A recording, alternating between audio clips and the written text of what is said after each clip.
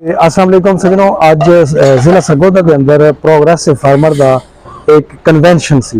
जिस तरह तुसी पिछे देख रहे हो कि सर सबज गंदम कन्वेंशन अज सजनों गल हुई है प्रोग्रेसिव फार्मर की। प्रोग्रेसिव फार्मर केड़ा हुंदा है कि जेड़ा हर किस्म की जदीद वैरायटियां लगा के ते ज्यादा पैदावार लेंदा।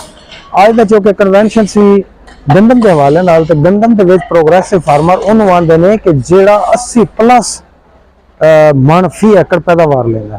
तो 80 प्लस मन फी एकड़ पैदावार देने वाली वैरायटियां जड़ियां ने वो पाकिस्तानी भी मौजूद हैं, लेकिन साढ़े एक्सपीरियंस के मुताबिक इंडियन जड़ियां वैरायटियां ने वो सब तो ज़्यादा प्रोडक्शन देंदियां ने।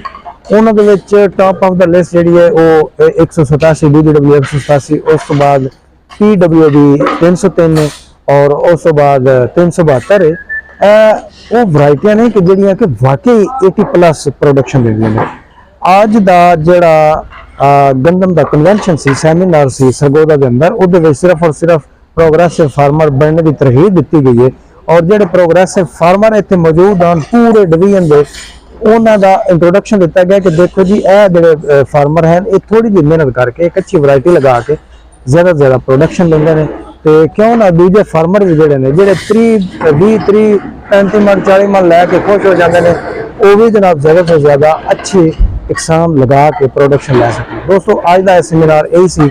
इंशाअल्लाह ताला नेक्स्ट कोई भी अपडेट हुई तो जरूर शेयर करेंगे। अल्लाह हाफिज़।